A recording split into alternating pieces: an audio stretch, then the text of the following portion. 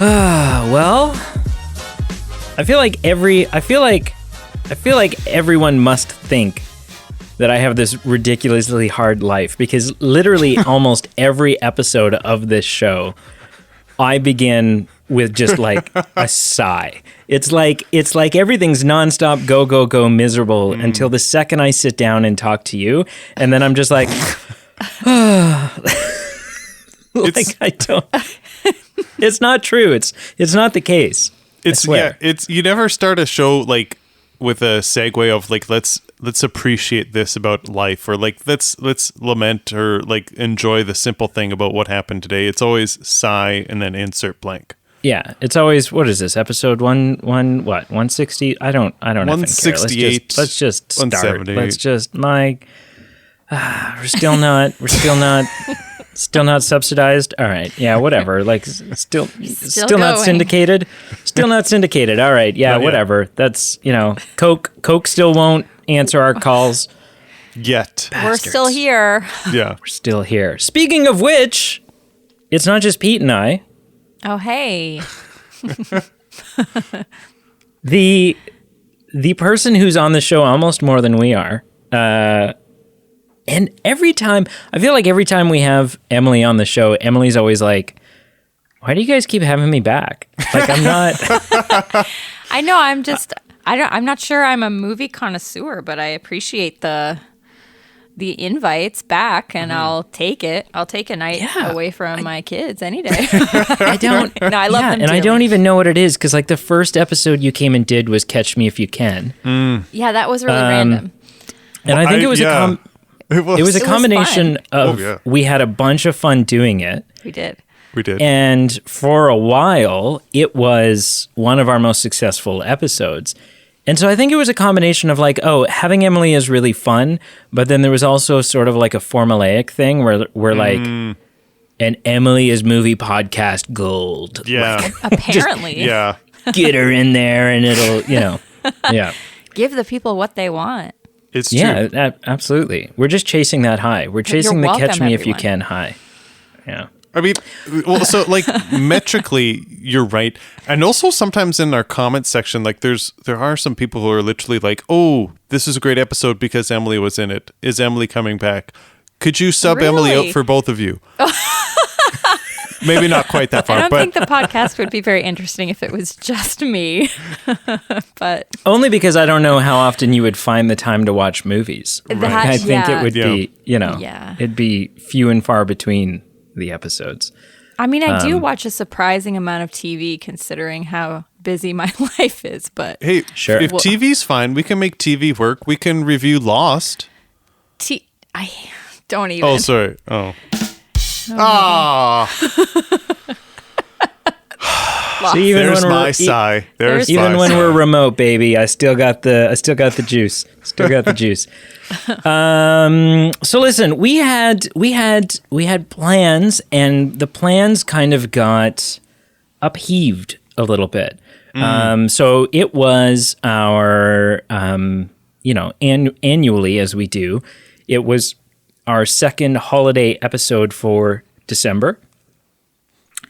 And and one of the movies that were on the docket on the up for election was the 2018 Benedict Cumberbatch The Grinch.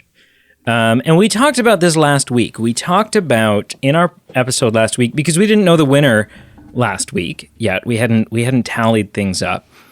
And you had mentioned that you had been talking with Emily and that she had indicated, hey, you know what? If it wins, I might be interested coming in and talking about it with you. And we both kind of, there was no humming or hawing. It was like, oh yeah, absolutely. She wants to come on the show. Absolutely. Mm-hmm. And there was also a little bit of an anecdote. I was like, she's going to be really good at reviewing this film, because if you know her or you've seen her social media, you're well aware that she has seen this film more than her share this holiday season. If I could count, it's definitely in the double digits. Yeah, and I alluded to, and I don't know. I may have said this kind of thinking that maybe it would never come back and reach Emily, but I think I referred to both of your children as watch movie on repeat demons. Well, And that if there's a like that, if there's a movie that you enjoy and they also enjoy, you will very quickly not enjoy that movie because they will just watch it over and over and over and over. I have seen Wall-E many times, thanks to your children. I've also seen How to Train Your Dragon, I think just the first one. But I've seen that many, many, many, many, many times. we haven't moved on from Wall-E yet. Oh, We have moved Really? on from How to Train Your Dragon. Yeah. It's- I don't know. They love Wall-E. They still ask for it. It's been like 2.5 years. That is, It's a lot of Wall-E. I'm I not am gonna- a little tired of Wall-E. I will say that. I'm going to say this is both a credit to the films, but the two films in my situation are Toy Story and Mary Poppins.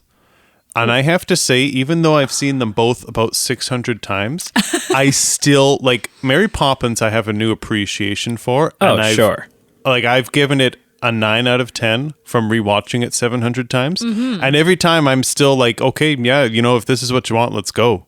yeah. Like, it's so good. And same with that's Toy fair. Story.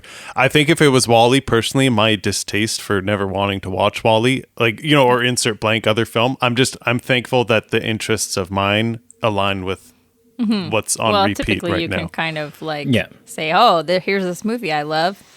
And then they love it because You like it. Well, you kind of gave them no choice. It's true. So anyway. Yeah. cool. So then anyways, The Grinch won. Yes. And By a lot? It was a photo No. finish. there's a photo finish. Yeah. And we listen. Instead of just so Emily used here's a little shameless self promotion. Emily used some of her Patreon voting I power have influence in this space. Yep. to get in there and do some damage. It was right between two films, and she came in and it just surged ahead.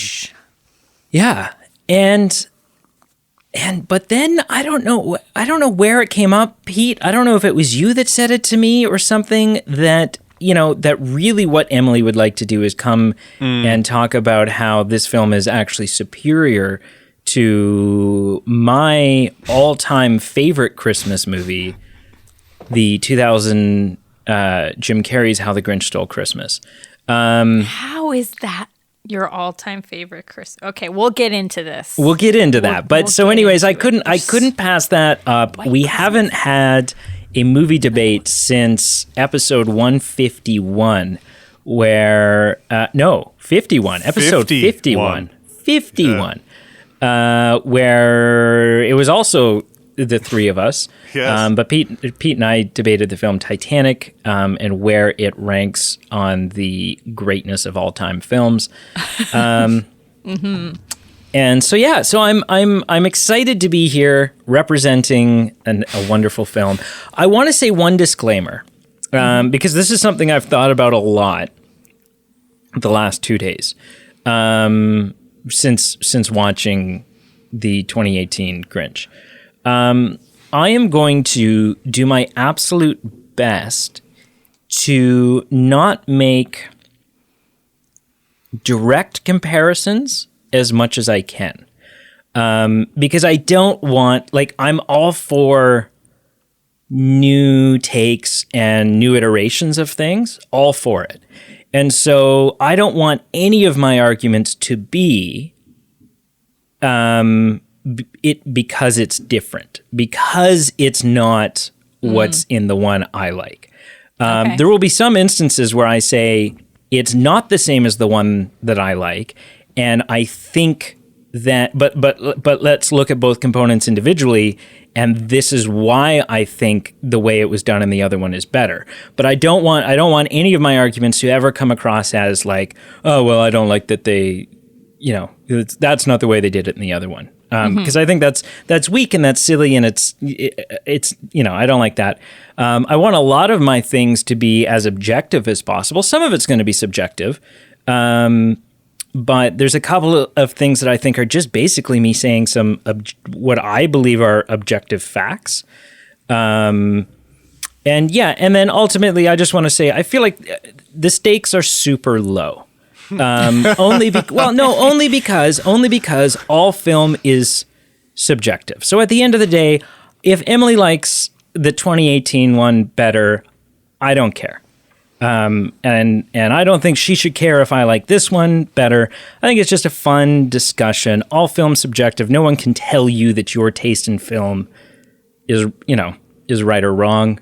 And so, yeah, that's just kind of the little, because it's going to sound, there's a possibility that it will reach a point where it sounds a little heated, but it's not actually going to be heated. So I don't know about you, but gloves are off, man. No, I like them both. I like Pete's both. Like, she's putting in a mouth guard. It's a podcast. Like, I was gonna say I did not come prepared for a fight. I mean, you're not physically here, so maybe I could pick more of a fight because you're not gonna like jump across the table at me or anything.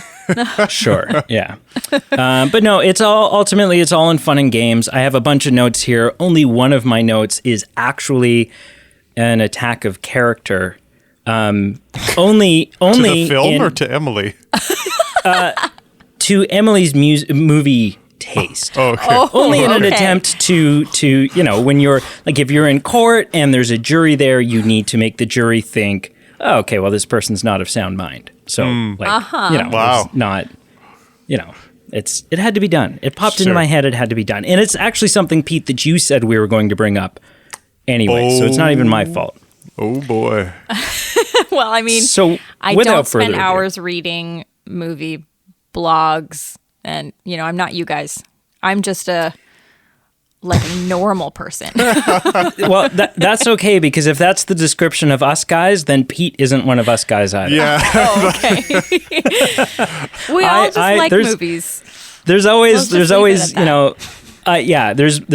news briefings where I bring Pete up to speed on Okay. Brady will bring the listener up to date, and simultaneously when the listener's going, oh wow, I'm quite honestly going, what, really? Yeah, I'll present information about an upcoming movie as if it's the Movie Men podcast presenting the information about an upcoming movie, and in the back of Pete's mind, he's going, oh no shit. Oh. My outward reaction is wow. And my inward reaction is also, wow. Wow. Whoa. Yeah. Okay, cool. So, without further ado, I don't know, how are we doing this, Pete? Pete, you are the master of ceremonies here. All right. Well, Brady, be ready for whatever comes next. Are you ready? The listener will recognize what is next with the following sound. Ow! Trivia time. It's returned. I could do it because you actually have trivia this week. Yes. Unless that was a dirty trick. I didn't know there would be a test. No, there is not. It's in the form of just me sharing something to you this week. It is not a question. Okay, cool. In the interest of time, because I know we're going to be wanting to convert or commit some time to the debate. And also the stuff I'm saying, it would have been a little wacky just to try and make it into a question. So, okay. Two little things. Fair. The one that I thought was interesting that kind of went over my head that I omitted, and I'm just intrigued that this is a thing. This film, the 2018 Grinch, is the second time an English actor has voiced the character of the Grinch. So Boris Karloff did it in 1966 in the original cartoon, How the Grinch Stole Christmas. So I know not everyone, but some people were a little up in arms that a British actor was voicing the Grinch, and, was this a good fit? Was this not a good fit? And, I mean, he spoke in an American accent. Yeah, I don't see any problem with it, but just for the naysayers out there, this isn't the first time, so... Okay. Yeah. Well, because everyone knows the Grinch is American. America. Yeah, American. So he had no choice. The last thing that this is just spoke to me, but Dame Angela Lansbury was in this film. And known for like the great icon, especially for like grandmother television shows like Murder, She Wrote. Yeah. Born and raised on that. But she was also, for me, in one of my favorite Disney films, she was Miss Teapot in Beauty and the Beast. Yeah. So I just was fascinated. I thought, good for her. She is still, working in the film industry as recently as 3 years ago. And it was just a little heartwarming gesture when I heard her voices. I think she was the mayor of Whoville. I think she had like 3 lines, but very brief. We love some Angela Lansbury. Oh, yes. So that is it. And you know what? We don't need to have winners and losers in trivia this week. We all win. Hooray! Oh. It's still all I have. I need to get more sound effects. Me too. All right. Yeah. So should we? So take us away, Pete. I mean, okay. How do you guys want to handle this? Like, I feel like technically the vote was that this film was the winner. So I feel like we should at least dedicate a few minutes to just maybe talking about some brief things just specifically about this film. And then maybe we could expand it then to the greater conversation of, what we've come here to talk about. Sure. I'm probably not the best person to do that, though, because a lot of it is going to come across as a lot of it's going to come across as criticism, and that's not, okay. Well, no, okay. So you know what? I can talk about it the way I would normally talk about it. I don't think this is a bad film. Sure.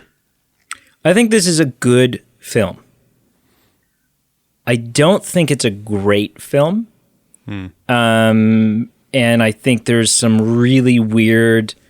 Some of them are confusing. Some decisions they've made in this telling of the Grinch are confusing. Some of them ultimately serve the purpose of watering down the impact of the film, watering down the moral of the film, and then ultimately, after however many years it's been, over 50 years of this story being told, ultimately serve the purpose of changing the moral of the Grinch, ultimately changing what this story is about. And so, do I think it's funny? Yeah, absolutely. It's a funny film. It's beautiful to look at. Illumination Studios. I'm not the biggest. I also wasn't the biggest fan of the Lorax. Yes. Because I was such a big fan of the one from like the 60s or 70s, like the old animated short. Like I love that one. I grew up with that one. So I went to see the Lorax is another one that I love. The new one. Okay. Yeah, see, and I'm also not the biggest, like, I can appreciate Despicable Me for it being cute, but I'm also not a big Despicable Me, I'm generally, so there's a bias here, where generally I'm not the biggest Illumination Studios guy. But yeah, I like this movie. But I think there's a bunch of like dumb decisions they made. And that's kind of my review just talking about the film. So I'm curious to know so let's say comparatively to the original like 60s version or just the book, Seuss's book, what is the moral that we think he was going for? Ultimately, the moral, I've always felt like, my understanding, whether it's the book, the 60s one, the 1966 one, or the 2000 one, is that, and I meant to pull this up. I'm going to pull it up so that I can quote it from the book. Nice. But it's about the real... not the real meaning of the real meaning of Christmas. Hang on. As I type loudly. Well, I mean, maybe Christmas, perhaps like Christmas doesn't come from a store. Yeah, so here it is. Here it is. Is that the line you're referring to? Ice cold in the snow, stood puzzling and puzzling till his puzzler was sore. How could it be so? It came without ribbons, it came without tags, it came without packages, boxes, or bags. Then the Grinch thought of something he hadn't thought of before. What if Christmas, he thought, doesn't come from a store? What if Christmas perhaps means a little bit more? And so it was the whole idea of the decommercialization of Christmas. So and anti. There's a word that I can't remember now. I wanted to say capitalism, but that's not the word I'm looking for. Consumerism. Materialism? Yeah, materialism. Okay, yeah, we're that. Yeah. So that's what you believe is the main message that Seuss. So this is a conversation I had with Aaron, who's my husband, for anyone who does not know that. So we were like, wait, but what was Seuss's original intent here? What was the message he was trying to send? And I think we weren't quite sure. Is it anti-materialism? Is it love and kindness? Is it kind of all of that mixed in together? So, like, I personally think that I think you're right. I think it's all of it mixed in. Yeah, I feel like the live action is less true to Seuss's original book than this new one is. That's what I think. So I'm curious to unpack that with you. And sure. The one thing I'd add on, and this isn't maybe me agreeing with Emily, but it's me agreeing with Emily unless I'm misremembering the 2001. I mean, you were just nodding and pointing like I agree. Yes, but I need to be affirmed that I'm remembering the 2001 correctly. Okay. My remembering of how that one ends is less like what I remember the book and what I remember the 2018 one ending, where it's more the events occur and then kind of not unconditional, but just forgiveness occurs between Whoville and the Grinch, and, you know, welcome to dinner and moving on, and kind of maybe it's not specifically anti-materialism by definition, but it's just embracing and, you know, loving and caring and so on and so forth.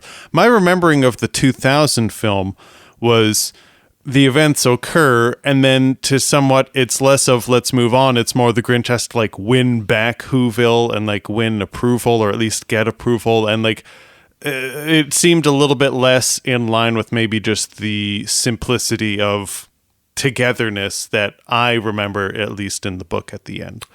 So I would argue the opposite. So I would say, the 2001, sorry. Yeah, the 2001 laid into the commercialism aspect of the Grinch, or of the story, quite a bit. In that, every Who and Whoville in that movie, with the exception of Cindy Lou in her young innocence hasn't been sucked up in the consumerism of Christmas, or maybe is just an anomaly of a Who. All of the Who's are shopaholics, are everything is about the consumerism of Christmas. And that's something that they all need to be relieved of. They all need to be cured of that. And so the ending of, and so by proxy, and having been raised by the Who's,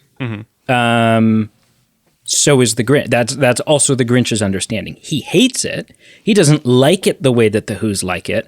But his understanding of Christmas and the Who's understanding of Christmas is the same. That it's about presents, that it's about gifts, that it's about toys and feasts and all of this stuff.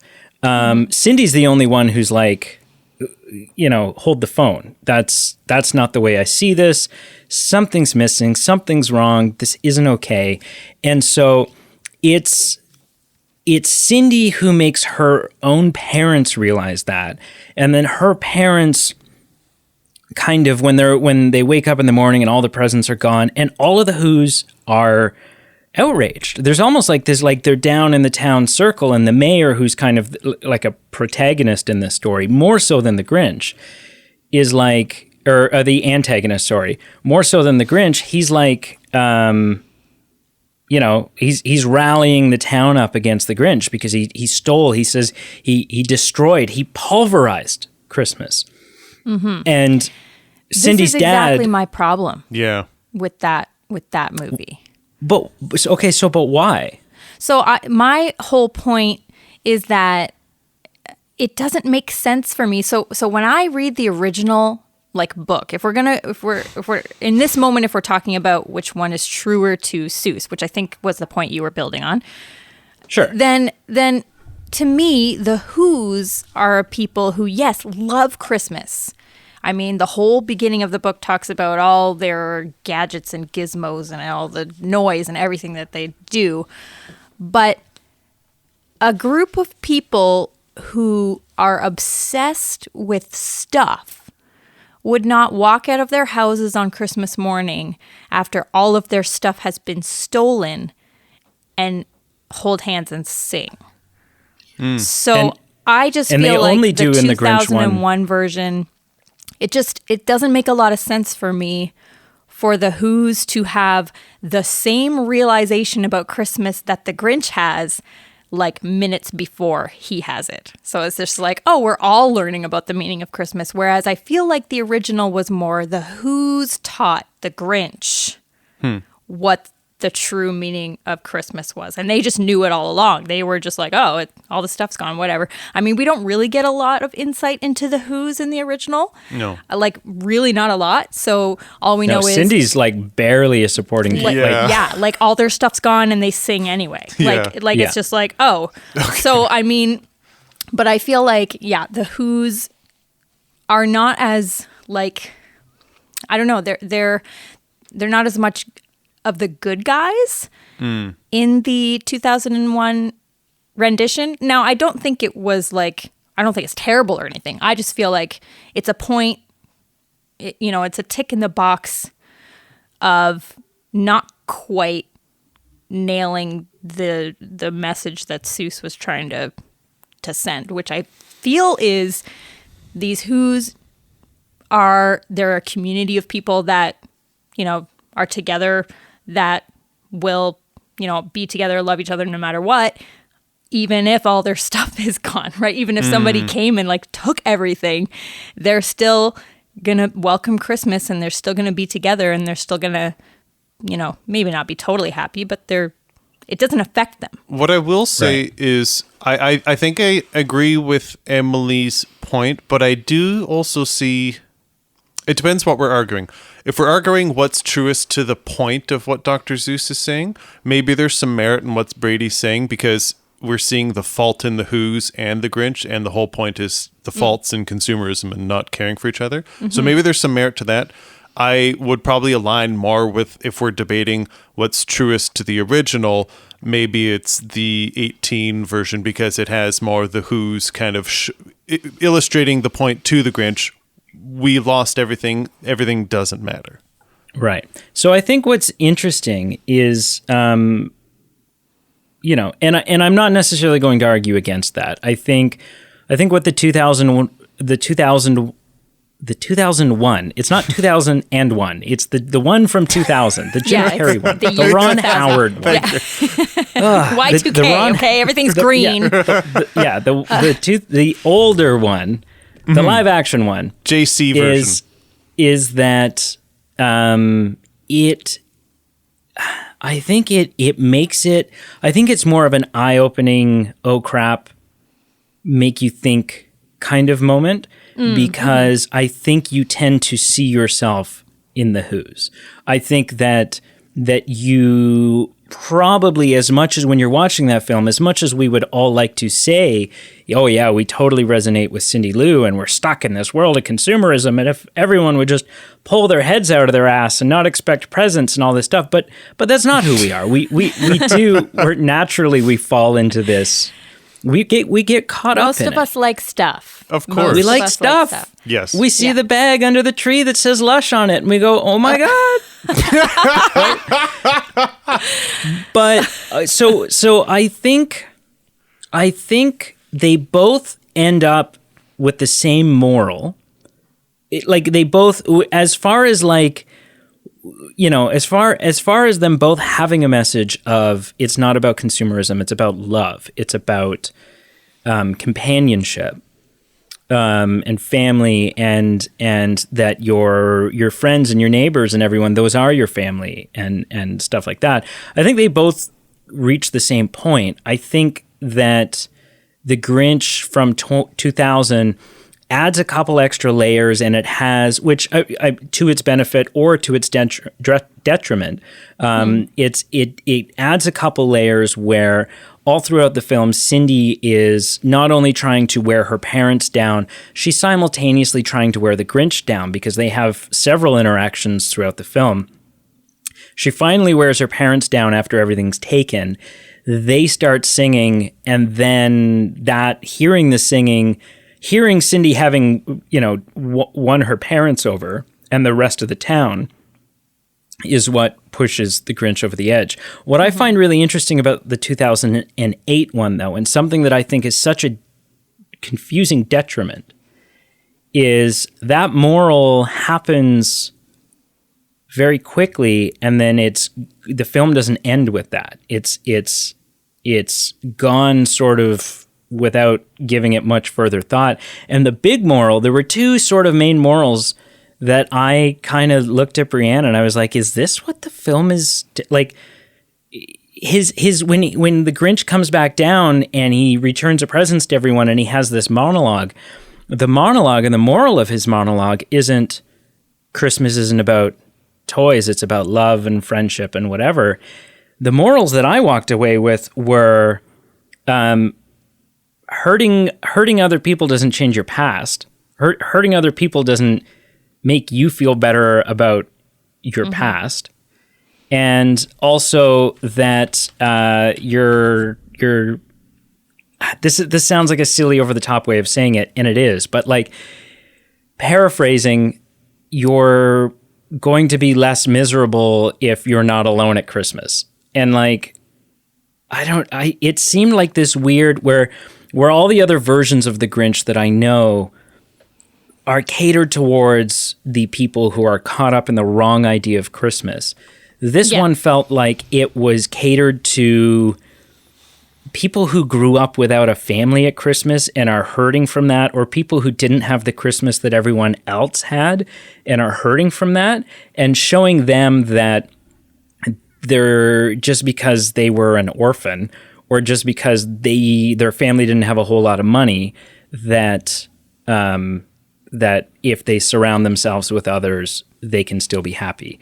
And it just seems like it's as powerful a message. Absolutely, it's as powerful a message, but it definitely feels like a slightly different message, and it feels like it's catered to a slightly nicher crowd, which seems strange to me.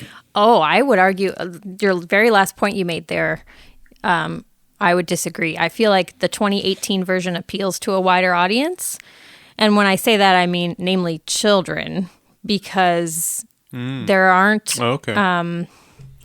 I mean, if you're a parent who cares, or if you're a parent who is concerned about like innuendo and adult humor being in a film that your kids are watching, then you're not going to want to put them in front of a screen and show them the Jim Carrey version.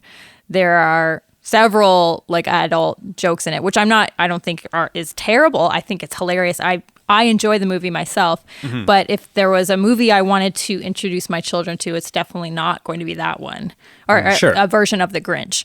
Now, I agree with your point that they took it a totally different direction, but I feel like that was probably intentional because the other ones focus more on the materialism, the consumerism.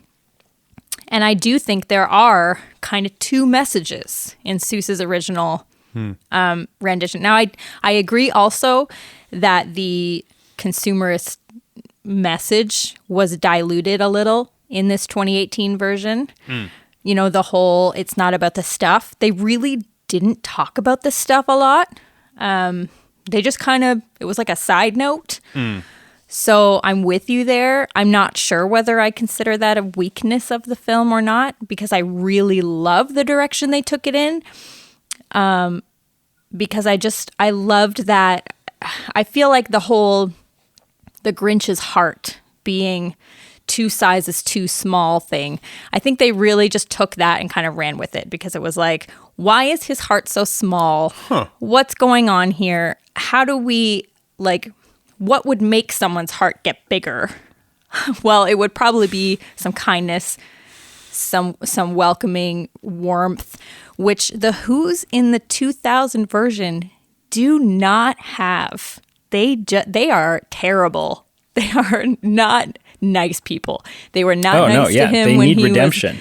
was in, school. Like, there was that whole thing where they were so cruel to him. The mayor's whole thing, like, oh, he's the worst and everyone should hate him, and trying to turn everybody against him. And, they're obsessed with all this stuff. And it definitely makes for a stronger point in the end when it comes to what's the true meaning of Christmas. But it also, I just feel like it wasn't quite what Seuss was going for. But yeah, maybe we're seeing that. I mean, I wondered, like, are we arguing apples and oranges, or is this I think you have to take it in a different direction if you want it to be interesting, right? If you're going to just do the same thing over and over and over again, nobody's going to like it. So maybe we're sick of talking about what the true meaning of Christmas is. And maybe we just needed a little bit of a fresh take as far as, like, hey, it's okay if you don't have, like, a family. You can just, like, make your own family. It doesn't matter. You're welcome. You're welcome here. So I don't know. And particularly that message is one that I love for my kids to learn.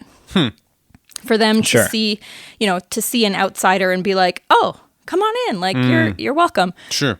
So yeah. And I think that's what moves me so much with this one. I don't recall tearing up with the Jim Carrey version, but I also wasn't a mother then, so, like, that might be a factor. But this new one really tugs at the heartstrings for me. Wow. I think it's just that moment where the Grinch kind of says the thing at the end. He's like, your daughter's kindness really changed my life. The daughter was the brave one who knocked on the Grinch's door, same way she did in the 2000 version. Sure. And invited him, right? Yeah. She was the only one nominated him. Yeah, that's right. For the Whobilation thing. Yeah. Yeah. Now, there were other Who's in this new version who were kind to him. He just wasn't open to it. It was just like the cute little girl kind of got in there and got under his skin a little bit. Yeah. Because she was so different from the others, I guess. Yeah. She wanted somebody to help her mom. And he was like, what? Like, what kid cares about that? So that was the in, I suppose. And then he was like, okay, well, maybe this isn't so bad. And, I don't know. But I think we should talk a little bit more about, like, what good points. Because I have a couple about this new version that I think they really nailed. So, like, okay. Particularly, I think Benedict Cumberbatch was an excellent choice. Like, he did not disappoint as far as, I feel like he captured the essence of the Grinch. Jim Carrey is a whole, like, he's a whole category of amazing. And we're not going to, say, I don't think Cumberbatch did better necessarily, but I do think for an animated film, sure, it was a great choice. And then Pharrell Williams as the narrator, and that remix of the song. At first, it really threw me off. I do want to talk about that because I feel like at first, on the first watch, now I have to repeat that I have seen this movie a lot. We watch it once, perhaps twice a day. We've been watching it like a lot. So at first, I'm pretty sure I remember it throwing me off. Like, oh, I can't even sing along to this because they totally changed it. Sure. But now now I love it. I think it's a great take. It's a different spin. It's this cute, like, they've got the background, like, kids singing, and I don't know. It's just, I can sing along now because I'm very familiar with it. But yeah, I was like, oh, so they just, and I wonder if it was maybe like, oh, we don't want people to be able to sing along. We want them to just listen. I don't know, though, but That's interesting, Maybe. actually. So I think bringing up the Pharrell Williams, I would argue that, and this is not compared. I mean, it is compared to the others, but I would say out of all three renditions, I do think, at least for my taste, it is the weakest of the three narrations, and that's for two reasons. One is, I mean, when you're up against legends like Boris Karloff, and Anthony Hopkins, like I don't know how the weakest of the three. Nobody's you're gonna right, beat the original when it comes to narration. Though. Sure. Yeah. Like, The other is that I didn't like how much something that I thought was so magical about the 2001 is, even though it was very much, sort of a new take and a reimagining of the Grinch, 99.9% of Anthony Hopkins' narration dialogue was lifted directly off the page of the book. Yeah. And that was such a beautiful tie back to, and Jim Carrey's Grinch would kind of interact, like there were some fourth wall breaks where he would kind of I'm speaking in rhyme. Continue the narration and stuff like that. And so that was all really fun. Anytime in the 2018 one where it was a direct quote from the book, I found myself really enjoying that. And I was like, okay, here we go. And then there would be a bunch of stuff that like they had just written for this one. And I found that jarring. They changed it. They changed quite a bit. Now, as far as the song goes, it's growing on me. At first, yeah, definitely I was like, what the shit is this? This is not, something's not copacetic here. And it's growing on me. Like it's been caught in my head a little bit. It will grow on you the more you listen to it. That's what happened to me anyway. Yeah, and I think ultimately I'm like, okay, this is, this is fine. Where I all of a sudden, towards the end of the movie, I was like, yeah, I think this is fine. Like, you know what? You're going to change the song a little bit. You're going to mix it up. It's been done the exact same way for two films already, so give me something a little bit different. The part that pissed me off, where I was like, okay, hang on a second, is when they started changing lyrics and adding lines into the Fahu Doris song.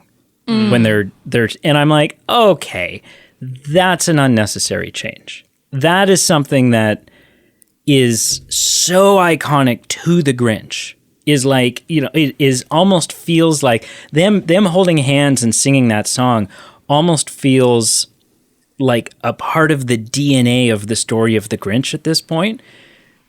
To go in and change that, it just felt like, and it was not big changes. They just added a line in, but I'm like, that line isn't an improvement. It's just a change. It's a change for the sake of change. It's not an improvement. So that really bothered me. The line being "Welcome home." You mean? Yeah. I feel like they did it to tie in where they took it. Oh, I'm sure they did. Absolutely. Like the whole, "Hey Grinch, come over for dinner. Welcome." Yeah. Yeah. No, I know. But I was just like, but you're already communicating that to me in all of your dialogue, and you're communicating that to me in all of the messaging and everything that's happening. Just leave my song alone. Like, why?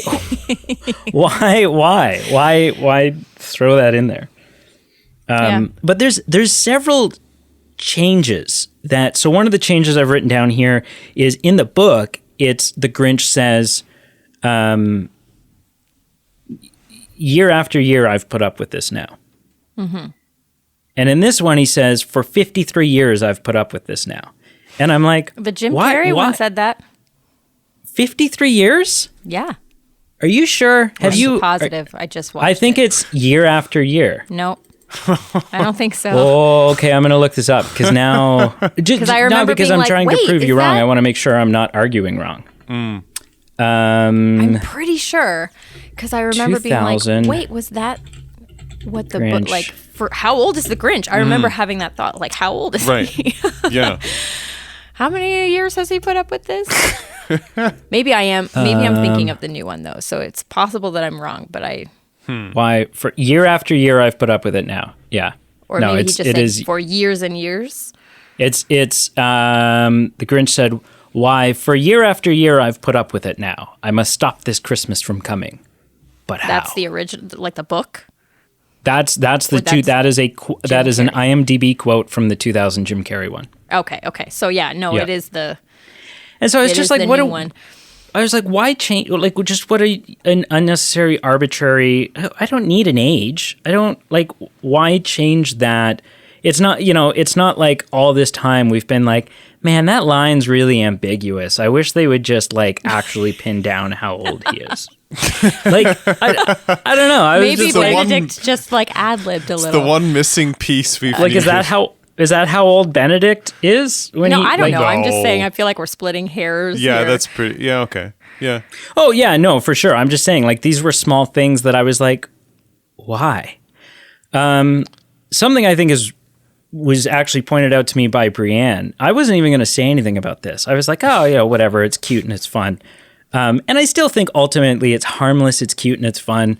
And there's going to be a tendency to think that this has to do with like, the whole naturism aspect and my lifestyle and stuff like that. But it really, it doesn't, because it didn't even pop out to me. I wasn't even going to bring it up. But it seems like, so there's the kind of funny scene where the Grinch puts on pants over top of underwear that looks just like his skin. And Brienne was like, we paused it, and I was like, I don't know, I had no issue with it. I was like, oh, this is just kind of, it's fun, it's cute, I don't know, whatever. And she's like, it just seems weird. It almost seems like someone at Illumination was like, is it really appropriate for us to depict the Grinch naked? Like, should we put something in there to show that he's not naked, that in fact he's wearing pants, because that will make it more kid friendly? And if that was the thought process, then that's fine. Like, I don't, like, obviously either way, I don't care. I mean, there was another naked scene in this movie. Do you not remember it? Refresh my memory. So there's like a little kid gang, like Cindy Lou's friends. Mm-hmm. Yeah. And she gets them on board to help her trap Santa. Oh. And they do this like test, and they have Yeah. this little redhead kid in a Santa suit. Right. And he gets right. he gets derobed, and he's just standing there holding a cookie covering the important bits. And so, but I wonder, but he was covering up, and I just wonder if there was like this like subconscious decision to be like, we can't have the Grinch naked the whole film. We can't. And I'm like, and maybe that's not what it is. And like I said, originally it wasn't even my point, but I was like, oh yeah, that's like, if they've done it just because it's funny, then I agree, it's kind of funny. But if they've done it out of some like, I doubt to it cover their asses, I doubt it. quote unquote. I feel like, because like he's got like a closet full of these like little green pants that say like miserable and very miserable and yada yada. Like, I think it was just an excuse. Like, I mean, maybe they were trying to lengthen the amount. Like, how does the Grinch get ready in the morning? We're gonna get him ready in the morning. We're gonna sing our remix song. Yeah. And we're just gonna like introduce this character. Yeah. And I think it was just like a little silly. Let's get silly him dressed. moment. Like, what do we all do when we get ready in the morning? Well, we get dressed. Well, he's naked. Can we still get him dressed anyway? You know, like, Sure. You know. Yeah. I think maybe it was less of a cover up and more of that. So, but who knows? We'll never know. The only two things that I think I would have changed about this film, the things that I think would have made me enjoy it a lot more. One is like super simple, and I don't know why they didn't do it. One is a much more like sort of restructuring of the film. The one that's super simple is, you know what? If you're going to remix You're a Mean One, that's fine. Do it, absolutely. But we see it all the time in movies where they'll do something like that, and then during the credits, they play the original for me, just so that I'm like, oh, okay, yeah, there it is. It and checks off that box. It checks off that box, and it just, it kind of, it's almost like paying respect. It's like a tip of the hat to your source material, because there's definitely a lot of things in this movie that are almost carbon copies of the Jim Carrey one that aren't a part of any of the originals. So they definitely drew, like, I'm sure they studied all previous iterations and drew inspiration from stuff. But yeah, it was just, you know what, that would have been nice.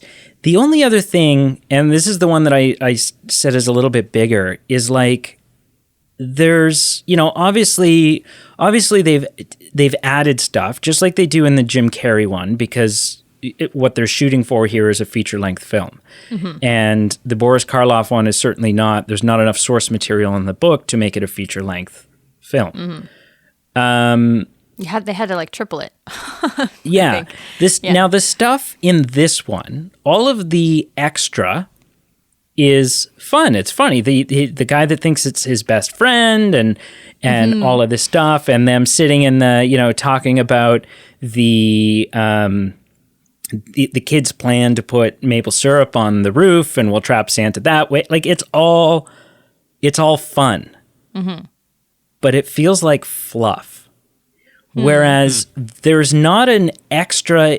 Every single thing in the 2000 Grinch that isn't a part of the original story either is there to explain why he is the way he is, or is there to further cement or further stress to you just how lost in consumerism and the wrong idea of Christmas this town is. Everything there goes to really just continuing to establish the story so that when that moral hits, it hits as potently as it can. Whereas everything in this one is funny. I was never like, oh, I'm not enjoying this. But stuff like the reindeer, and which that rubbed me the wrong way just because I was like, I don't, you know, and ultimately he does end up using Max, who has a horn on his helmet instead of tied to his head, which was another, like, I felt like unnecessary deviation from the original, but it, like, either way, it didn't make or break anything.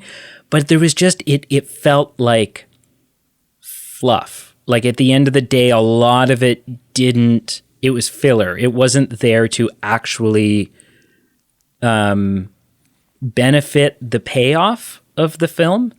And so that was something that just made it feel hollow. I disagree about the Fred the reindeer not adding to the point they were trying to make. But I do have a I wouldn't call it a problem, but I would say, so the whole Fred thing where they went and they found Fred and they took him home and they said, all right, you're going to pull our sleigh. And then they went out for a test run and they find that Fred's got a family. And then I feel like what they were going for was, okay, the Grinch isn't a terrible guy. You know, he showed a little bit of you know, he's not, he's got a heart, even if it's small. But I do feel like that did kind of take away from the impact at the end. It waters it down. It did a little. It diluted the whole, like, this, how well and strongly the point landed at the end. But I do think he was just so resistant. And I think it was, and I feel like his backstory in this new one, I feel like it's more compelling because naturally we as humans, when we have these experiences of, like, I'll call it trauma, because if you're an orphan, that sucks, that's traumatic. We hold on to them and we have this fear of opening up and letting people in. And I think that's what was ultimately keeping him distant from the Who's. They weren't cruel to him. They just, you know, there was never a Bricklebomb or whatever the guy's name is that thinks they're best friends, right? He was always kind. But there wasn't an intentional come on over. And even if there was, I think he wouldn't have accepted. No. Because he was pushing it away. And I don't think even he knew why. I think it wasn't until the end that he figured out why. Yeah. It wasn't Christmas I hated, he said. It was being alone. Yeah. And he just kind of So he's got that tenderness in there. He's just afraid of showing it, or he's afraid of hoping perhaps, because he's like, they're not going to accept me. Like, he, even at the end when he gets invited and he's about to ring the doorbell, he's like, I can't do it. They're going to hate me. We can all relate to that, can't we? Especially when, maybe we spent a lot of time alone, or whatever the problem is we have. A lot of people do have a lot of sad stuff going on at Christmas, and Christmas is not an enjoyable time for them. We can all kind of be like, yeah, it's hard to put yourself out there. It's really hard. So I think the whole Fred thing kind of just gave us a glimpse into the fact that he's just a guy like the rest of us that, cares. Mm-hmm. He's just scared to care. But I do think, I agree that it kind of watered down the impact of the final moments where he's like, his heart grows and the whole thing, right? That beautiful moment. Mm-hmm. I don't think the heart growing part in this film was the true climax. For me, the climax happened at the very end at that dinner table. Yes. So for me, that's when my emotions are being tugged at, and all the lead up, right? It all just comes together so well in that little house where he walks in, he's awkward. He's wearing this terrible tie because he thinks that's what you do when you come to a party. Like, he's so awkward, but everyone's like, hey, Grinch, welcome. Nice to see you. And Bricklebaum's like hugging him, and he hugs him back. And there's this cute little moment there. And then Cindy's mom, who this whole time we're like, is Cindy going to get her wish? Turns out she kind of does, because the Grinch comes in and starts helping her out. Like, so there's this great message there of just there's togetherness, and when you invite people in and when you let people in, some really magical things happen, and you start to feel accepted and loved, and then you might actually get something out of it too. Like, somebody might, invent a dishwashing machine for you, or like give you a scooter to ride to work on, which is all in the credits. But yeah, like, Cindy gets her wish just because she was kind to somebody who was alone. Like, and it all just came together so well. I think they're what they were going for anyway.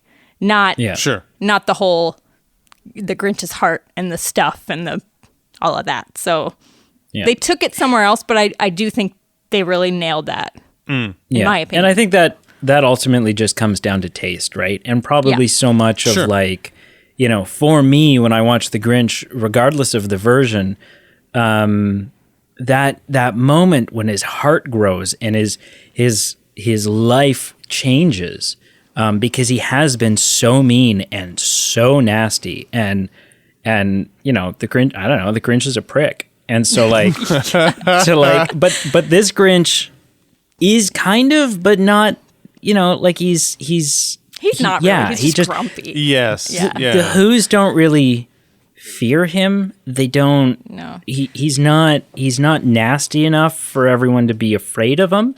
And I was actually, it's so funny because he has so few interactions with, like, he has interactions where he's in Whoville, and even that, like, when I'm like, oh, he's like shopping at the grocery store and like he's just a citizen, like, that I didn't like, but I was like, I loved that. I loved that it was just he was amongst them but not part of them, which in the previous two that we've referred to, he's apart from them both emotionally and just physically, and I think the part of the what transcends in this, and what Emily likes about this is the feeling of being alone, and maybe this message is a bit more powerful than the consumerism.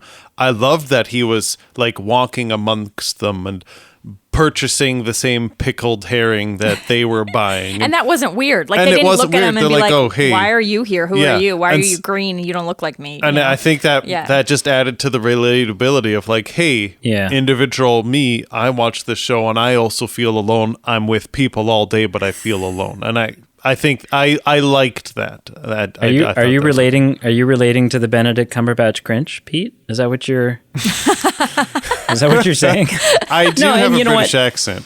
And again, that's just taste, right? Like Of for me, course. I love the symbolism of that isolation. I love the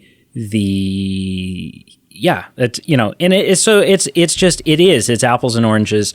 But yeah, and ultimately, like I said, I enjoy.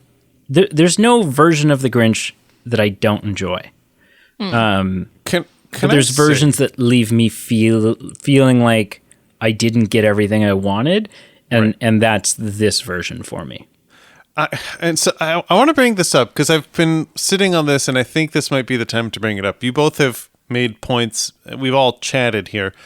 At the end of the sentence, metaphorically, you go, but the 2000 Grinch is still great for this reason. And even Emily has said that she appreciates it. Mm-hmm. I want to say, there's the old game where you've got three options, and some things, insert blank, like say sports athletes. Like here's three great, really good athletes, like Michael Jordan, Wayne Gretzky, and someone else that I can't think of.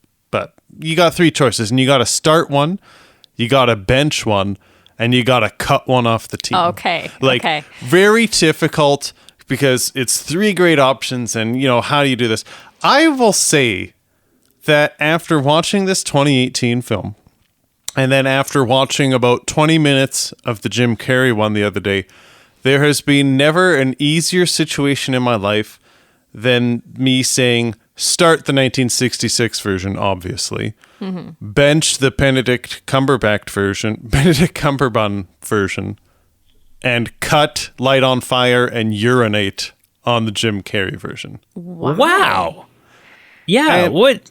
You're not even a part of the debate, and you just came in and you're like, here, let me smear my feces on your... That part, so, I will say I did add that part just as being silly. Because that's what's really driving home this whole thing for me. I'm not putting my kids in front of the Jim Carrey version. It's not anytime soon anyway. I should just be clear. I'm not actually debating that the Jim Carrey version is less authentic comparatively, or is worse a film. I'm just saying for me individually, compared to the other two, just for me, it doesn't turn the crank. What I found out about this one when we watched it, everything lands. Everything lands. I wrote this down. Literally 99% of every comedic element, I maybe wasn't laughing, I maybe wasn't peeing myself laughing, but I went, oh, that's cute, oh, that's funny, or let out a laugh. Right. And when I watched 20 minutes of the Jim Carrey version the other day, I cannot say the same for me. It has not aged well. And that's so funny. And it's not even just the comedic scenes too. It's the flash scenes to when the Grinch was, alone and by himself. Yeah. And, I have to say the 2000 edition for me, when I watched it, it didn't land for me. If they didn't have Jim Carrey, it would have flopped. Even with him, and I appreciate he's the him. life of that. Brady convinced me last year when we watched it, and I was like, yes, Jim Carrey's magic. Even with that involved, I just think it's too slapstick, it's too corny, and the elements all together just don't age well together. I mean, it's also been 21 years, right? That doesn't matter. The point you're making is that which one is going to stand the test of time? Yeah, and it's not the... And I agree. I totally... Sorry, I didn't mean to cut you off, Brady. You're right. It's only been 2 years for this yeah, one. We can't say that this one's going to stand the test of time. But my gut feeling is it has a chance. It might age better. It has a chance. I mean, I would say version has not aged. Well, I mean, really? Visually, sure. I think I think the 66 one is perfect still. I would say visually, the 66 one beats both of the ones that we're arguing. I agree. 100%. And Brady, you lead into my last point here. I will say a fault that both films have. I'm using Cindy Lou as a metaphor here. I'm not sure the Cindy Lou Who family dynamics need to be explored on screen. And what I mean by that is the original 1966 Grinch is, I believe, approximately 36 minutes long. Oh, I think it's shorter than maybe it's 26. It's not short. Long. And for me, that is the sweet spot of what we are being told and what's being shown. for me, there's a lot of stuff in the 2000 version that I don't enjoy, that like the neglectful parents, the weird forced romance between the mayor and the Grinch's crunch, all this kind of stuff that like we can say that I'm like, okay, I'm not there for that. But just both 18 and 2000 have just stuff that they explore that I'm like, okay, I'm not sure if I need to see Cindy Lou Who's mom struggling, making waffles in the morning. I don't need to, there's so much of the underbelly of Whoville that it takes out the magic for me of, there's this simple story of these people who are welcoming, and that's all I need to know for the sake of this story. I don't need to see the underside of Whoville. And I think both films, I'm just wondering if this is really there's a lot of things in Hollywood that don't need to be feature-length films, and I'm wondering if this is one of them. And I would say it's a point against both. I'm not saying one is worse. I can get behind that 100%. And you know what? Sure. Ironically, I think you hit the nail on the head in a way that I've never been able to on why I don't like the Illumination Lorax. I'm like, I don't need all this other shit. This isn't. I'm like, this isn't. Well, I mean, that's message. The problem you're going to run into when you're trying to make a feature film out of a short. But I'm like, this book. isn't the message. This isn't the point. This isn't like, what is all this other stuff? Where is just simply the Lorax cutting down the truffula trees, making the Thneeds, and like, interacting with the Onceler? Like, that's all I care about. I don't need this kid who, because in the book and in the original one, or the 60s or 70s animated one, which is basically just an animated version of the book, this is a boy that shows up at the beginning and he shows up at the very end, and he's literally, the boy is supposed to be us as the Onceler is telling us the story. And so to give him this whole background and like a girlfriend and a crazy grandmother, God bless Betty White, I just like, I'm protected forever. Why? She seems to be. I don't like. She's everything that should have killed Betty White has not killed Betty White. Okay, it's just she's like a cockroach. You cut her head off and she's still. Anyways, but yeah. So not a cockroach. Oh my God. Anyways, she's back to the Grinch, Brady. Yeah. But no, I agree 100% that ultimately, and I think that's one of the main reasons why the 1966 one trumps both of these. I feel like is that it's short, sweet, and to the point. I mean, yes, but I feel like that's unfair because there's a real challenge in trying to create a feature film out of something so short. So they have to do something. Oh, and I feel sure. like, what would we be upset if they didn't develop our characters?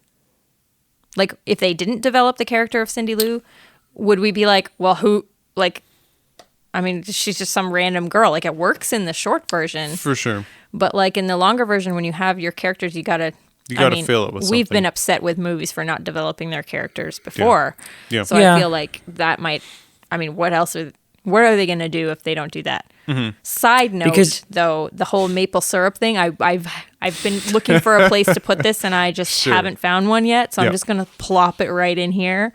As someone who lives in a maple bush and knows maple syrup, the whole "won't the syrup freeze" comment, not true. Syrup will not freeze.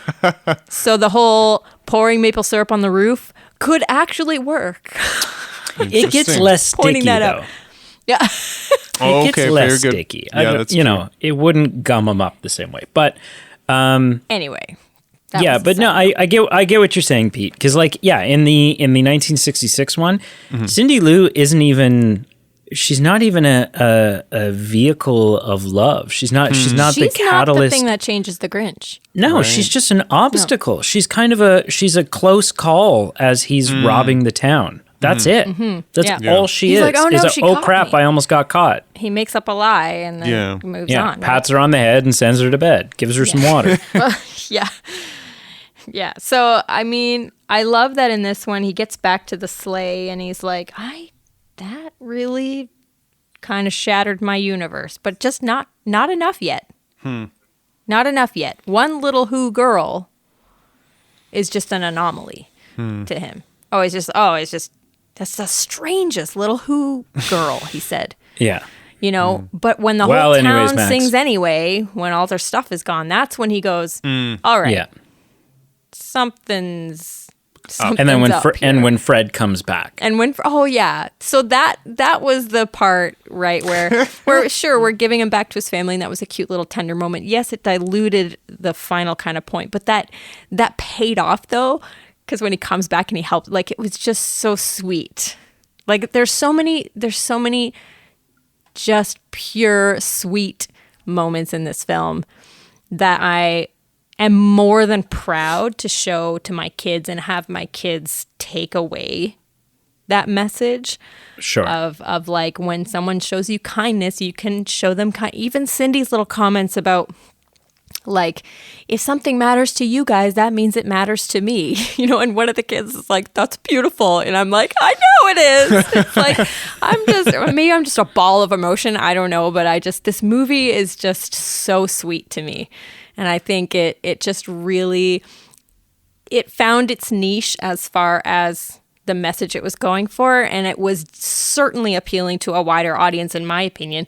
I mean, I'm not gonna put my kids in front of the Jim Carrey, but I don't think they would like it anyway, because live action is a whole other ball of wax. Yeah, they wouldn't get it, but they would also just be like, I'm bored, right? Because this new one, it's so bright and it's so colorful, and it's that animation that kids love, whereas the Jim Carrey version is very much darker, like visually and like story wise. And it also kind of has all those, terrible bullying examples in it that I'm just like, I don't want my kids to learn that. So, I mean, that's not necessarily a point against the film. Like, I'm not going to put my kids in front of a horror movie either, but do I need to be mad at the horror movie for that? No. Yeah, it's a different audience. It's a different audience, absolutely. Yeah. I mean, there's a swinger party in the 2000 version. They're swingers. They're putting their keys in a bowl at the beginning. One of my favorite lines from that one is when the babies are all arriving. And it's like, so honey, a baby's here. He looks just like your boss. Just like your boss. Yeah. Oh my God, that's so funny. There are a few really funny jokes in that one, but I think I agree with Pete. Like, I think I watched about half an hour of it the other night before I had to pause and move on and do other things, and then I finished it off. But like 30 minutes in, I was like exhausted. I'm like, there's so many jokes, and I don't find all of them funny anymore. I definitely did. And I will say that song, Where Are You Christmas? Oh my gosh. Love that song. Have loved that song ever since it came out. And I will for the rest of my life. I mean, how old was I when this came out? You tell me. And now she sings heavy metal and is like, I know, isn't that nuts? She's totally different. What? Like, I was born in 88, so like I was 13, 12. Yeah. 12, 13. 12-year-old me could not get enough of that song. And I remember telling my piano teacher, I want to learn that song. Like, and Faith Hill, we love Faith Hill. Like, that song's amazing. I will take that to my grave, love that. Emily Mader, Where Are You Christmas? Where Are You Christmas? Wonderful song. Love it. If you could record that for us real quick, we'll put it in the end of the... But yeah, I don't know. I just love this new version. I've got such a place in my heart for it. And cool. Yeah. And my kid, like my 2-year-old daughter, is like, I want the movie with Max. Like, she just loves the little dog. I don't know why, but oh yeah. See, so that's an unfair. I mean, when it comes with that bundle of cuteness, I want to watch Max. She says. So I mean, I've said just about everything. Like I said, we're not really looking for a winner or a loser here, because it is apples and oranges, right? It's a different audience. It's a different 100%. It's a different format, right? Animation versus live action. There's 2 decades spanning the 2 films, so the climate in which these films were made is different. We didn't even touch on the whole thing about how long it took them to put him in that suit and put the makeup on him. So, like that whole production. We talked about this in the episode last year when we did it. But he had to. So Jim Carrey's gone on record saying that He trained. So the first time they did it, it took 8 hours. That's insane. And then they got it down to about 4.5. Oh, was just like their 4.5. Wow. Yeah, so it still took 4.5. So he's still Piece of in the cheesecake. makeup chair at 4 a.m. Yeah. But he's gone on record saying that so what happened was while shooting The Grinch, he had a couple of like nervous breakdowns because of the suit. Mm-hmm. He started smoking like a chimney just to try to like cope with the suit. And at one point, so what happened was he did like a week of shooting, had a mental break, had to like recuperate, and then like as part of the production cost before they continued shooting, he was sent to go train with the CIA on how to endure torture. Like the same that like, Yeah, I feel so like if you're captured and interrogated, how do you endure torture? He did that training so that he could endure being put into the makeup. Yeah. Yeah. And it's funny, now the So- CIA uses for that training, they have the recruits watching the 2000 Grinch and putting up with You it. bastard. Oh my god. Oh my god. That was a low it's so blow. Sad that Low blow. It's so sad that our podcast is going to end on a Christmas episode. Had so much more potential. But yeah, you know what? That's anyways. I mean, so I think if there's- I've made all the points I wanted to make. But Pete, we're curious to know, like, I mean, I guess you did say, you kind of said, Yeah, I'll just summarize he what I made said. his opinion perfectly clear. Yeah, like I prefer the 2018. I think they both have flaws, and the gold standard is the cartoon, obviously. I think I'm certainly. with you. But if I had, for definition, cut in the 2000, bench 2018, start 1966. Can I point out how funny it is that like, so the only version of that game that I've ever heard is either guys talking about girls or girls talking about guys, and it's always date, marry, or have sex with, and it's just so funny to me that it's like dump. It's dump. like, yeah, You it's dump like one. It's like, yeah, you dump so marry one, you marry one, and you have- F one. I think there's variations. 'cause Do there's date like, or dump. no, I've heard it's extreme. Okay, yeah, do date or yeah, dump. yeah, that's it. Yeah, There's Yeah. no marry. And so it's just so funny that like Pete's personality. Pete's like, oh well, we can't have a game talking about sex. So let's try to frantically improvise a sports related version of this. So- that But I want to doesn't know, exist. okay, just as a woman, yes. can someone please clarify for me 'Kay. which is the better one? Like, would you rather get done or dated? Because I never did know I think what was the Girls highest play this honor. about guys as well. I think the Okay, what's date. the highest honor? My assumption is date is the highest because, like, at least you're like as a human being, you're wanting You to wanna be actually with that be with person. that human being. Yeah, one's I guess objectifying, Do would be in the one is middle gross. ground, and date is. dump Dump is very superficial. Yeah. Yeah. It's like, oh yeah, they're Like, you're hot, hot, but but- I don't like them. But don't talk too much. Yeah, if they I'll keep their just mouth say- closed and we don't have to talk in the morning, then See, then I'll just great. say I never got date. I mean, there are flaws because this is a locker room mentality kind of question. So there's flaws to it It's the all around. patriarchy at its No, best. listen, I have witnessed women playing this. I have, and I'm not saying like I don't have a accurate survey size, but I think firsthand, if someone told me guys play this more often than girls, absolutely, I'm not going to argue with you. But firsthand experience, I have witnessed more women playing this than I have men. So- I have definitely witnessed women playing this. Sure. Absolutely, but Yep. their version is different. Like every time I see women playing this game, it's like kiss, have sex with, or marry.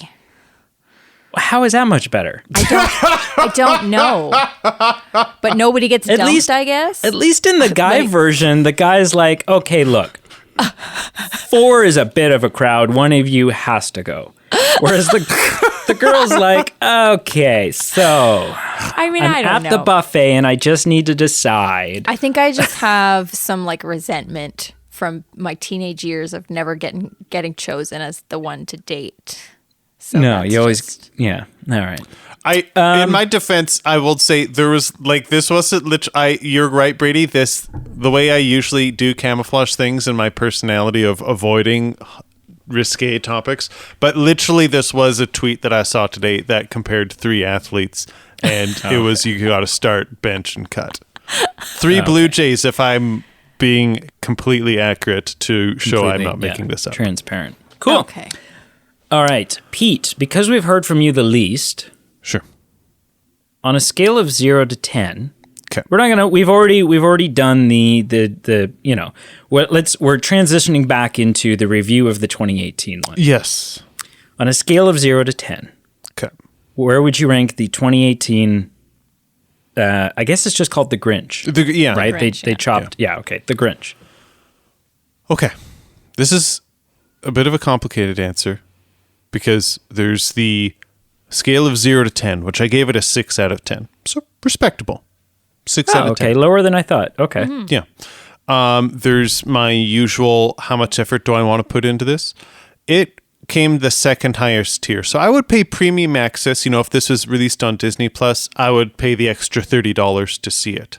It's more. Holy shit. It's more worth my time than, you know, Wi-Fi at the no Wi-Fi at the cottage VHS, and just if it's on Netflix, I might kind of watch it. Okay. Where the complexity will finish, and this is where it comes in. Not only did I score what I did the Grinch, I retroactively lowered my score from a year ago of the 2000 I don't Grinch. think you can do that. I can, and I will. But it messes up the Google slide thing. Okay. I won't I don't officially... think you can go back and we're all about moving forward. Listen, I will agree and disagree. I've only watched 20 minutes, so my official scoring will not change. It doesn't change the Google Drive. But a year ago, I gave it either a 4 or maybe a 5. I would have to have a serious cup of coffee to decide where I stand, but I think now it would either be a 2, 3, or 4 out of 10. Somewhere in there. So same ballpark, and I think that's fine. Like, you know, because ultimately, like if we went back and rewatched every film that Sure. we've done an episode on, Yes. and without looking at our scores, you know, without paying any attention to what we scored it before, I would be flabbergasted if even 10% of them came out to the same score. I mean, that's just the way it works, right? There's some The truth mood to you're that. in, the climate, like all of these things. But I would say there's some truth to that. I think the one thing I'll end on is that just seeing this new version gave more light on the subject. because I can go back and retroactively lower my Lost in Translation if that's How I think dare that's you? what happened to me, Pete. I think now when I tried to rewatch the Jim Carrey version recently, I was just like, I don't like this as much as I used to. And I think it was because I was comparing it to this one that I love so Sure. much. So I don't know. I don't like either of you as much as I used to. And I don't, Well, what would, as our guest, where would you rank this film? So just purely on instinct, I'm going to put it at an 8. Okay. I Respectable. just love it. But I do think I agree it had some weak points. Sure. But yeah, as far as I'm not tired of it yet.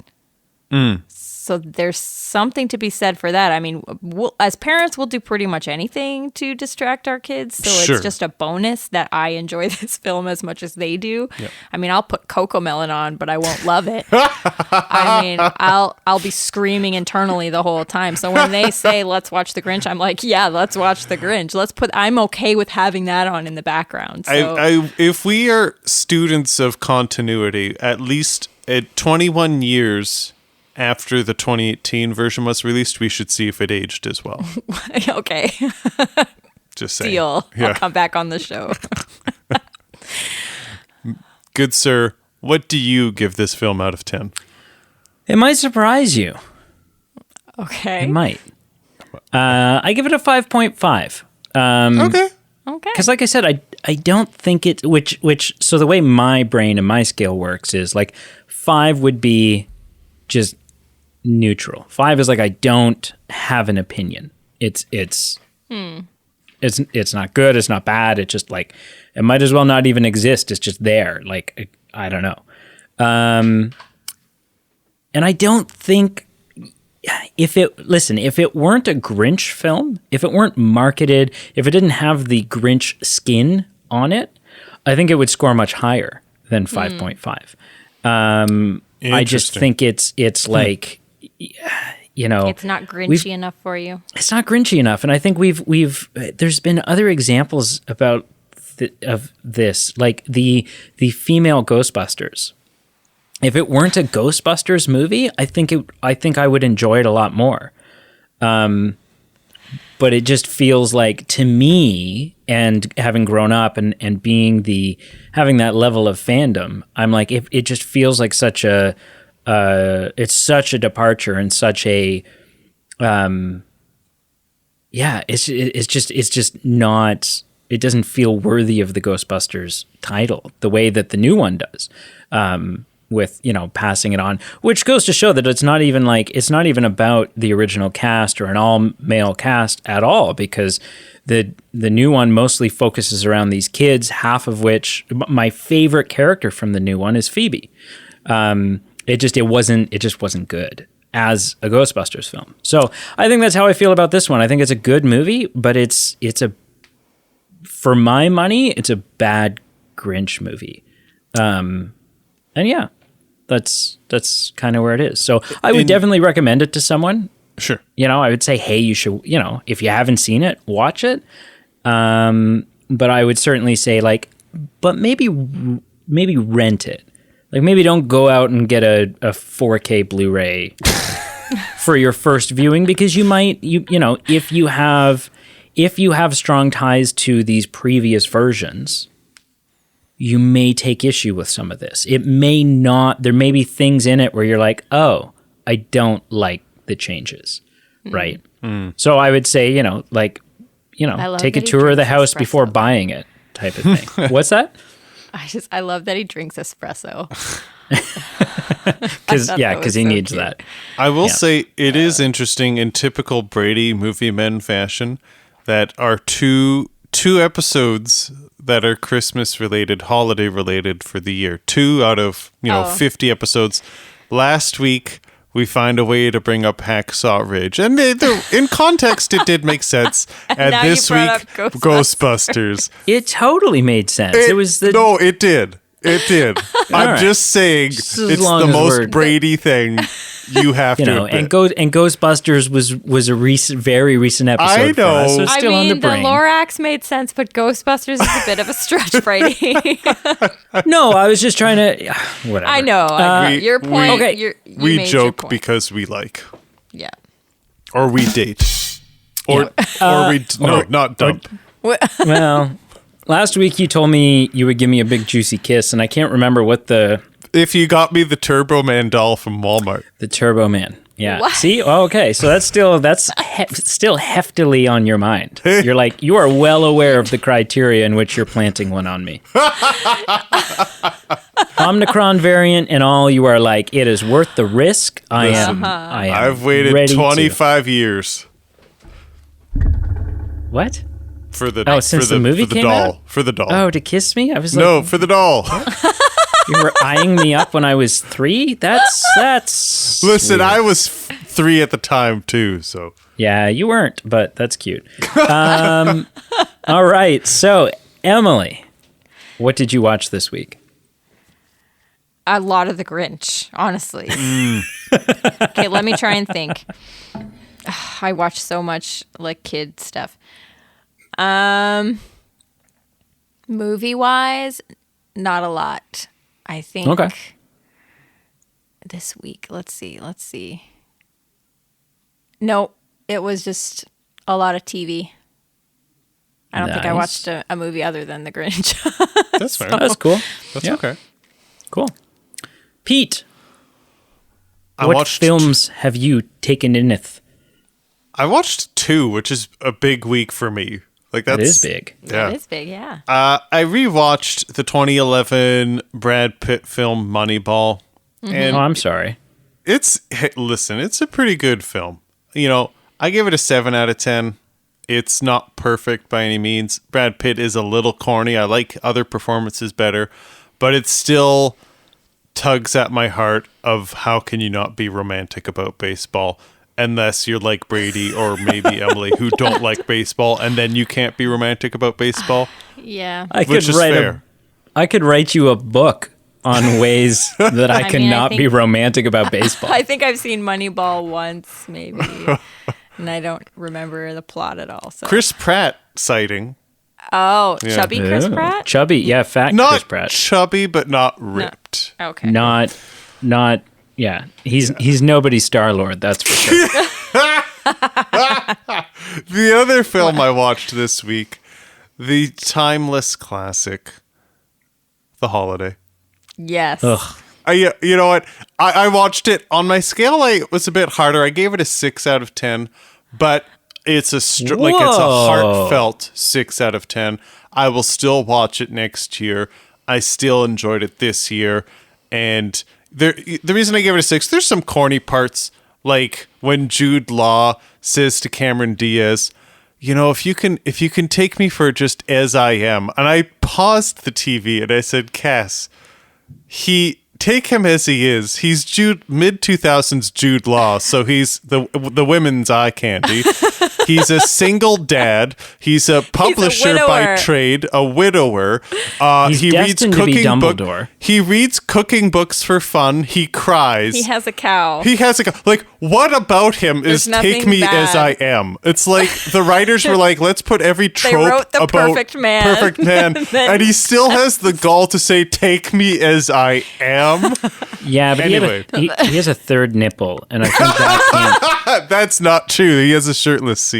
Maybe he just hasn't quite accepted that he's like old now or something. I don't know, but my point was there was some corniness that I was aware of when I watched it, but the strong parts were still strong for me. Mm-hmm. So The Holiday was the other film I watched this week. Cool. Mr. B. Well, it continues to be preparation season. Yeah. So Isn't Christmas a season of preparation? It is. Yeah. Feel, nice. Because New Year's is coming, which is just a time where you're supposed to feel really just like a piece of shit about the person you've been all year. How many presents have you wrapped, Brady? And 6. The real test is, if they're all stolen, how will you react? With the exception of one thing, which is just something that I need to go pick up, my Christmas shopping is complete. Nice. Yeah. Well done, sir. Mm-hmm. Yeah. It might be a record for me. I don't think I've ever, I have definitely been out on Christmas Eve before. Oh, man. Going, I've done that too. I don't know what the hell anybody it's usually wants. like the stocking stuff I end up running out to Looks grab. like you're getting a barn calendar this year on Christmas Eve. Funny because the stocking, this year, Brienne's stocking was like, it filled up first because I kept buying things, and it's like an expensive stocking because I kept buying things that were like gift price. Right. And they would come and I'd be like, oh, this is pretty small. Like, it would just fit nicely in a stocking. And I did that like 4 or 5 times. And I'm like, oh, okay, I guess the stocking's pretty much done. But I don't have anything to put under the tree. Put a note that says, check out your stocking. Yeah. Right, so I watched, how far was I in my Spider-Man viewing? You for sure watched Spider-Man 3 of the Tobey Maguire I'd watch, era. Yeah, and then I'd watch The Amazing Spider-Man. I watched The Amazing Spider-Man 2. Sure. And then I watched, I rewatched Venom 2. Are we including Venom in this saga? We gotta. So have you seen Venom 2? I don't know. Have I? I think maybe it just came out down. It just came out a few months ago. I don't know if I have. Okay, so spoiler alert for people. For the next 30 seconds, a Venom 2 spoiler alert. The post-credit scene of Venom, which is part of the Sonyverse, not the MCU. Okay. shows Tom Hardy's Eddie Brock sitting on a motel bed somewhere, where all of a sudden there's like a flash and the room shakes, and then Okay, I have seen it because I remember. Okay, this. yeah, and Like he gets a- sucked in, and J.K. like a Simmons Doctor is on the TV, Strange-esque. and he's like, "Spider-Man's a menace," and yeah, Yeah. Okay. yeah, Yeah. Miss Brandt, yeah. So, I should just Yeah. rewatch that. oh man, I'm so jacked. I'm so excited. By the way, tomorrow night, Yeah. less than like 24 hours from now, the credits will be rolling on Spider-Man: No Way Home. Ooh.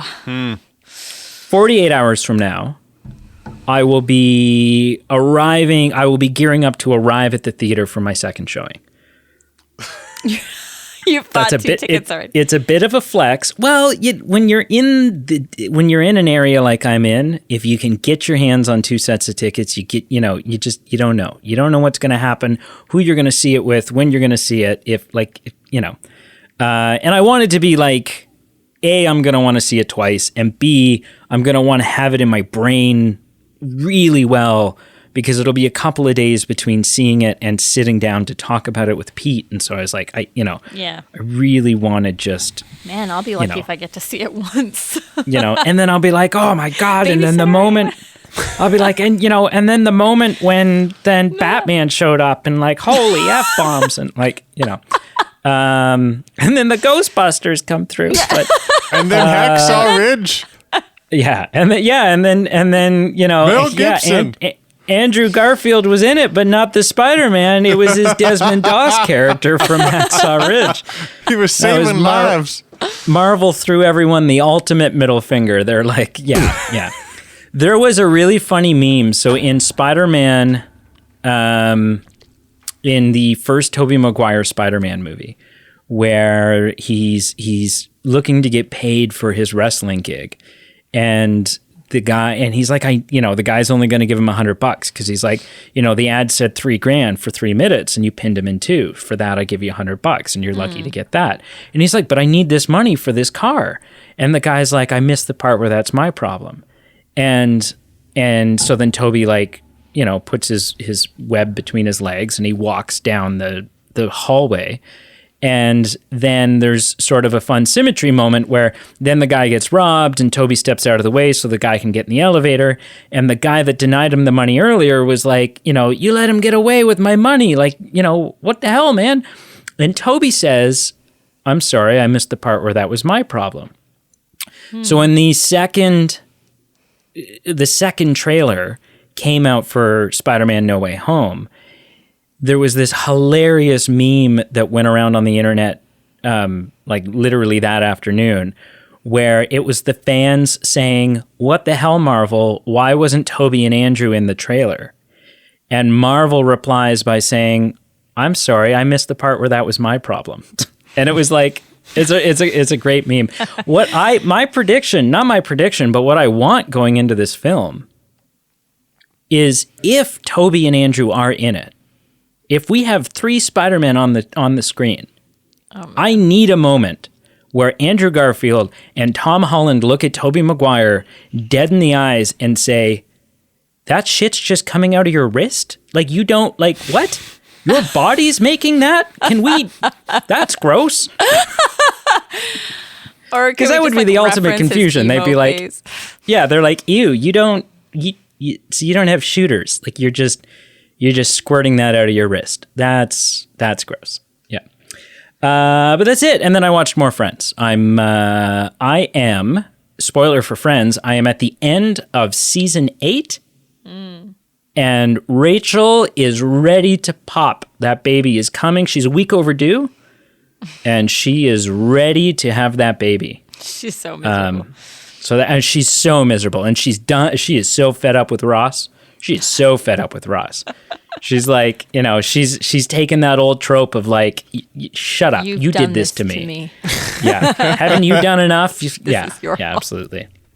So, classic. Well, Pete, wrap this thing up the way that never mind. I was going to say, now I have to say it. I was going to say, wrap this up the way that grade 8 sex ed videos tell you to wrap up. Anyways, just put a bow on this episode, and I need to stop having coffee during these episodes. Thank you so much for listening. Please like, follow, subscribe on all our social media platforms. The links are below. Thank you for joining us throughout this year. This is our last voting scheduled release. We will have a new release coming out, so it's not our last episode of the year, but thank you for joining us throughout this year. Check out our Patreon page. Check out our merchandise page below. It's ways for you to help support the show. Thank you to all our Patreon supporters who support us in the thick and the thin, and we do appreciate it. And I like to come up with something kind of witty to say at the end, and I couldn't think of anything witty.